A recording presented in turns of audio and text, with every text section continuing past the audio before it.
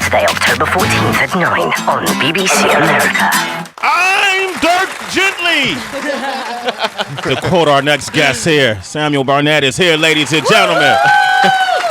And his sidekick Todd, Elijah Wood, is here too. Hello. Hi, guys. Hi. Yo, y'all, last time y'all was here, we was talking about season 1. Yeah. And now we're we're at season 2. You made it to the second season.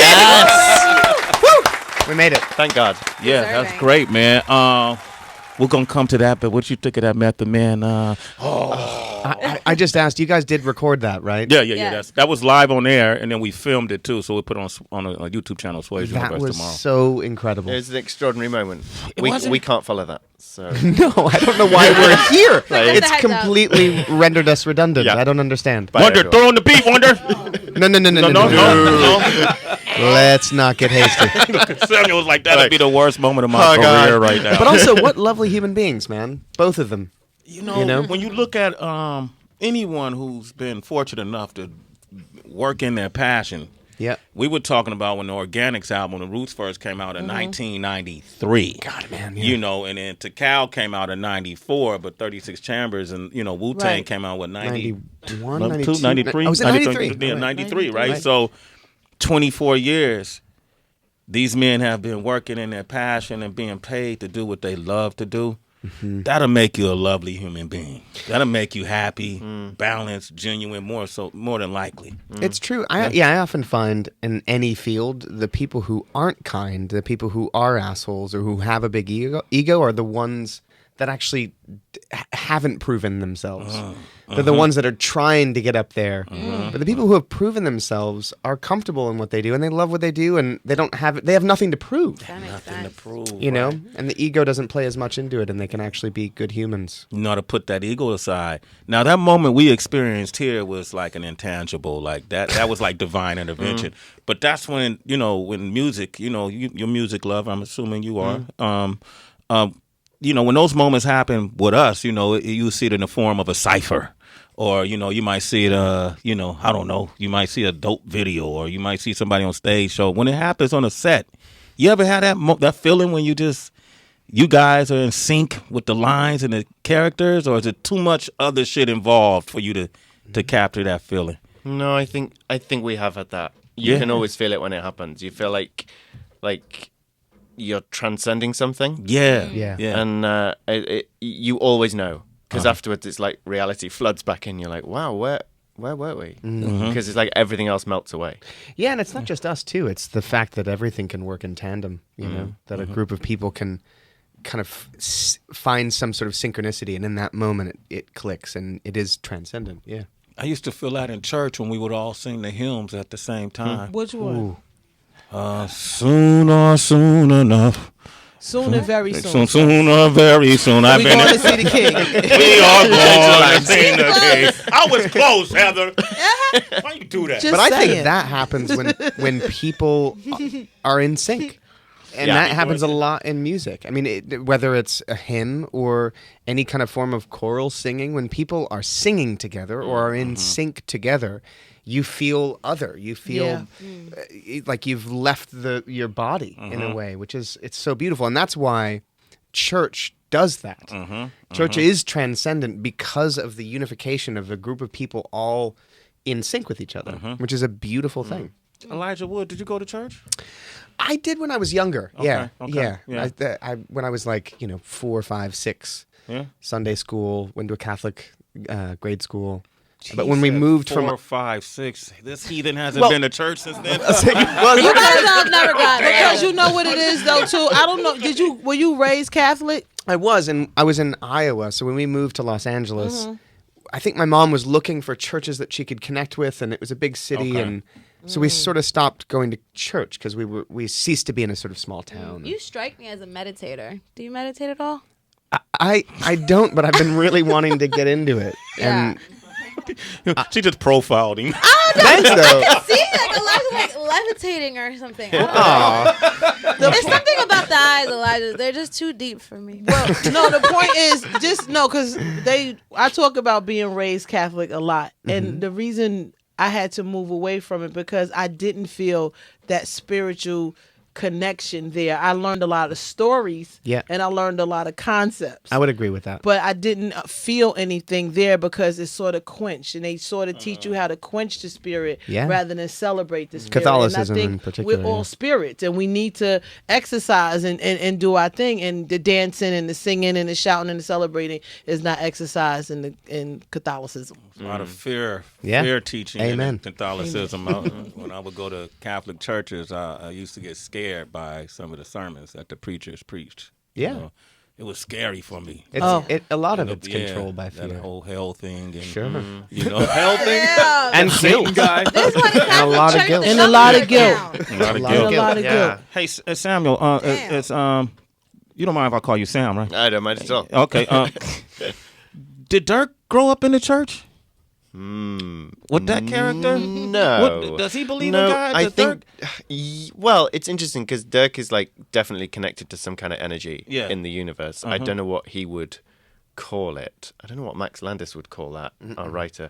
But I think, Dirk was kind of brought up in a government cell, basically, a kind of government holding area for people like him with his special talents. So he's had a kind of really screwed up background. But there's definitely something in touch and spiritual about Dirk. Well, that's what the whole show revolves around, is just the Yeah. interconnectedness of everything and everybody in the world of Dirk Gently and everything. And one of the things I like most is you have a lot of in-jokes. I mean, there's like a Back to the Future Western reference, and I was just kind of wondering, like, do they put you in on these things? Like, hey, guys, we're going to do this little in-joke with, like, this reference, or we're going to bring this character in for a split second, but nobody's really going to know he's there unless they notice him. Do they tell you about these things, or you just find them out as you read the script? You know what? There are a lot of things that I spotted watching the first season that I had no idea. Yeah. There were was a in there. character that got hit by a car who ended up being a series regular or something like that Yeah. at one point. So it's just Yeah. that's why I was always curious. Like, do they let you in on it, or do they surprise you just as they do the audience? Well, it's not willful obfuscation.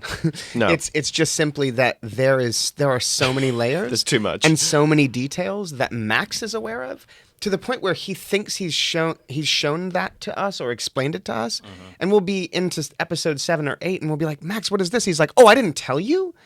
So there's it's too much genuinely to keep a hold of all of it. I think we have a sense of the scale and scope of it in a general sense, but there are so many details that we find out later, like, holy fuck, that meant something?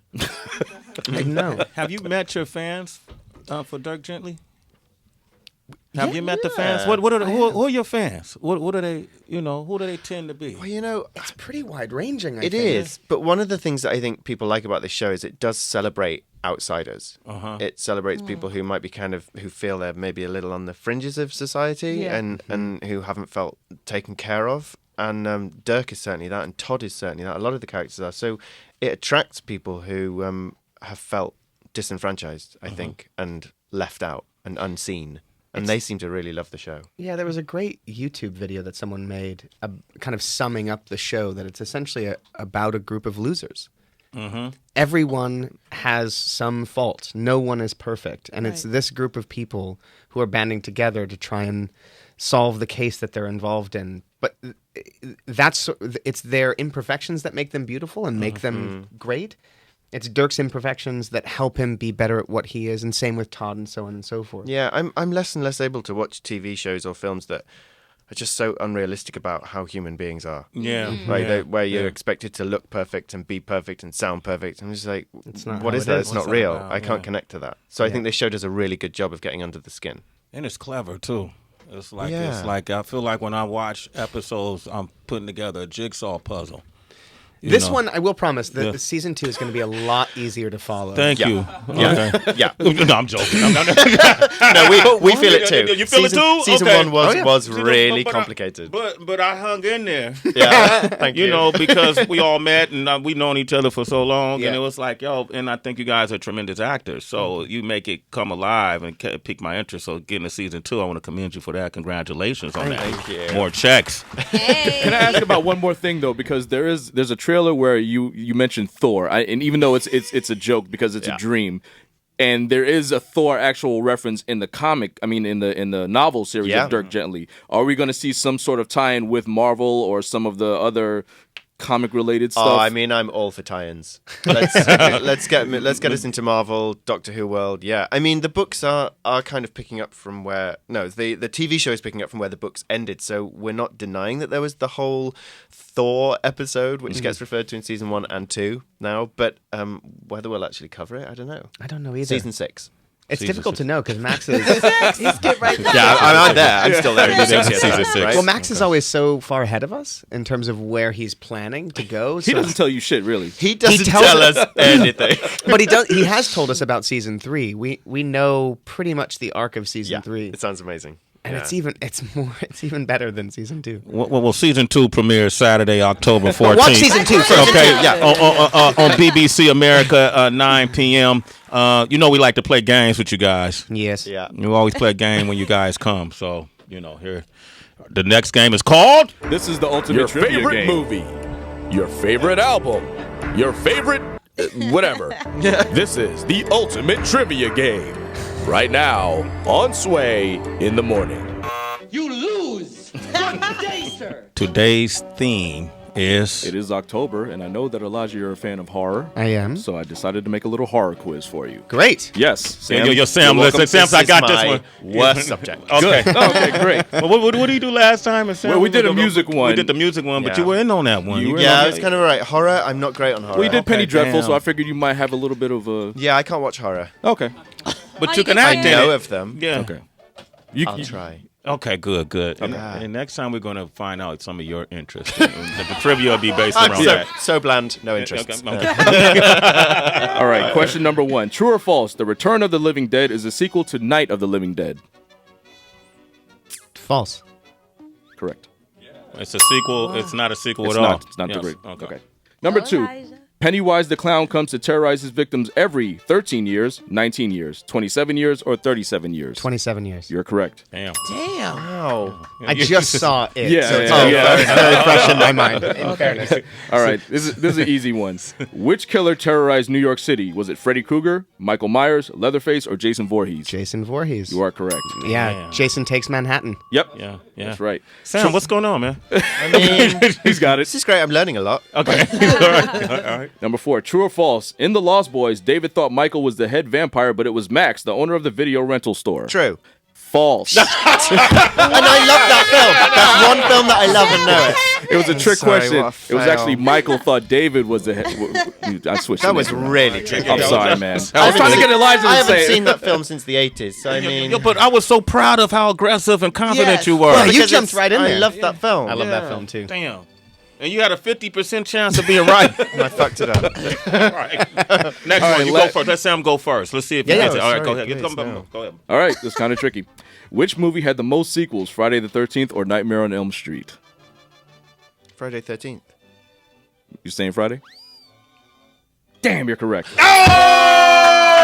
Friday the 13th had 12, Nightmare had 9. Sam, you did that. I did one. You did that. Nah, you guys wouldn't have won if it wasn't for you. That's right. Yeah, you did that, man. That's right. All right. Hey, fellas, always great to have you. Congratulations, season Thank you. 2. Make sure you watch it. BBC America, Dirk Gently's Holistic Detective Agency, 9 p.m. Saturday, October 14th. Make sure you be watching that one. I will. Elijah. So good to see you guys. Always Thank good, you. Sam. Always good. It's Sway in the morning, only on Shea 45.